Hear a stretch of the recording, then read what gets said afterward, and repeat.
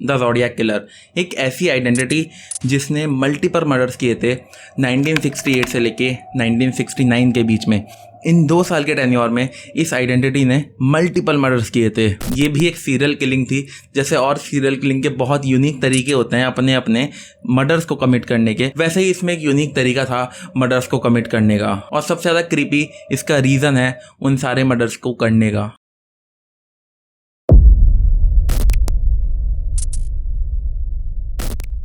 Zodiac killer एक ऐसा killer था जो अपने विक्टिम्स को मारने के बाद उनकी डेड बॉडीज के पास एक क्रिप्टोग्राफिक लैंग्वेज में एक मैसेज छोड़ता था। वो मैसेज बहुत ज़्यादा हार्ड होता था किसी के लिए भी डिकोड करना। और एक क्रिप्टोग्राफिक लैंग्वेज में लिखा हुआ मैसेज ये सिर्फ मर्डर स्पॉट पे ही नहीं छोड़ता था, बल्कि हर मर्डर के बाद ये एक नोट को, एक लेटर को वहाँ के फेमस मीडिया हाउस और पुलिस के पास भी भेजता था। इसके मेजॉरिटी ऑफ विक्टिम्स कपल्स हुआ करते थे, या बोलूँ तो सारे ही विक्टिम कपल्स हुआ करते थे। इसके कुछ विक्टिम हाई स्कूल स्टूडेंट्स भी रहे हैं, जैसा तुम अपनी स्क्रीन पे अभी देख पा रहे हो।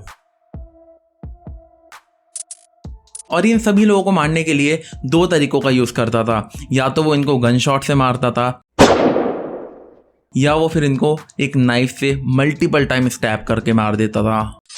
जितने भी लोगों के ऊपर ये अटैक करता था उसमें से मेजॉरिटी ऑफ लोग तो स्पॉट पे ही मर जाते थे, बट अगर कोई हॉस्पिटल तक पहुंच भी जाता था तो वो इजीली सर्वाइव नहीं कर पाता था। उन लोगों ने एक स्केच बनवाया था जो कि तुम अपने स्क्रीन पे देख पा रहे हो। लोग बताते हैं कि उन्होंने ऐसा ही फेस देखा था जब उन पे हमला हुआ था, बट वो फिर भी श्योर नहीं थे कि क्या ये सच में ज़ोडिएक किलर ही है या नहीं।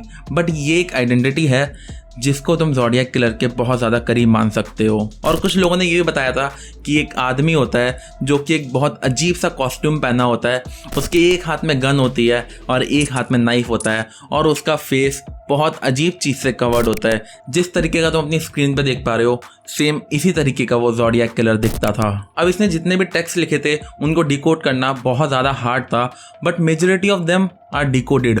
लोगों ने कर लिया था उनको डिकोड। अब वो सही किया था या नहीं ये नहीं पता है, पर बहुत सारे लोगों ने इसको ट्राई किया था डिकोड करने का, और बहुत ही कम लोग इसको डिकोड कर पाए थे। इसका एक बहुत ही फेमस मैसेज है जिसके अंदर इसने रीज़न भी कोट कर रखा है कि ये वो सारे मर्डर्स को क्यों करता था, which is really really creepy.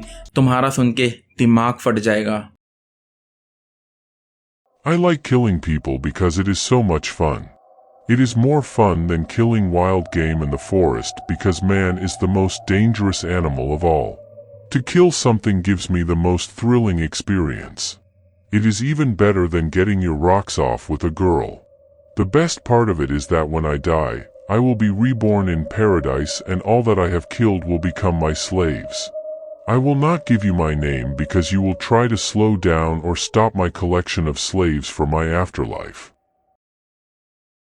जैसा कि तुमने मैसेज सुना तुम समझ पा रहे होगे कि इसको मज़ा आता था इंसानों को मारने में। और इसका इन सारे मर्डर्स को करने के पीछे एक ही रीज़न था कि इस ज़ोडिएक किलर को लगता था कि जितने भी लोगों को वो मार रहा है ये उसकी आफ्टर लाइफ में उसके स्लेव्स बन के रहेंगे और उसकी सेवा करेंगे। और इसने बोला है कि अपना नाम रिवील नहीं करेगा। अगर इसने अपना नाम रिवील कर दिया तो इसको रोकने की कोशिश करी जाएगी, जिससे ये अपने लिए और स्लेव्स इकट्ठे नहीं कर पाएगा। और ये कितना क्रीपी है, लाइक तुम ये सोच के किसी का मर्डर कर रहे हो कि मैं इसको अगर मार दूंगा तो ये मरने के बाद आफ्टर लाइफ में मेरा स्लेव बन जाएगा और मेरी आफ्टर लाइफ ईजी हो जाएगी। How creepy is that. और जब मैंने बोला कि इसके जो मैसेजेस थे उनको डिकोड करना बहुत ज़्यादा हार्ड था, तो मेरा मतलब था सच में बहुत ज़्यादा हार्ड था। इसका एक ये मैसेज जो तुम अपनी स्क्रीन पे देख रहे हो इसको डिकोड करने में 50 साल का टाइम लगा था। लिटरली 50 साल से भी ज़्यादा का टाइम इस मैसेज को डिकोड करने में लगा था, और ये 2020 में आके डिकोड हुआ था। इसमें क्या लिखा था तुम सुन सकते हो।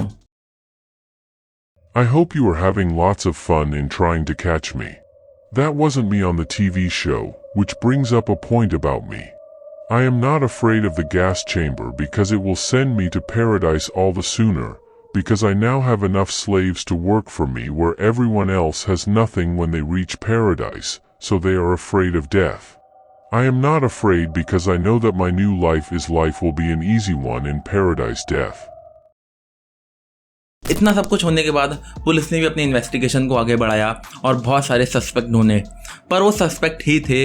कभी भी किसी को भी कंफर्मली डिक्लेयर नहीं किया गया कि ये है वो ज़ोडिएक किलर, क्योंकि ये कभी उसको ढूंढ ही नहीं पाए थे और उसको आज तक भी कोई नहीं ढूंढ पाया है कि वो ज़ोडिएक किलर कौन था। वो एक पर्टिकुलर इंसान था, वो एक ग्रुप ऑफ पीपल था, या बहुत अलग अलग लोग इस आइडेंटिटी का यूज़ करके मर्डर्स को कमिट कर रहे थे, या वो एक कल्ट था। नोबडी नोज कि ये सब क्या था, बट जो भी था बहुत ज़्यादा क्रीपी था। पर अगर तुम कभी किसी अनजान रास्ते पे अकेले जा रहे होते हो और तुमको एक ऐसी आइडेंटिटी दिखती है तुम्हारे सामने, तो तुमको इतना पता होना चाहिए कि बहुत सारे लोगों के लिए ये इम्पॉसिबल होता था इसको एस्केप करके वहाँ से भागना।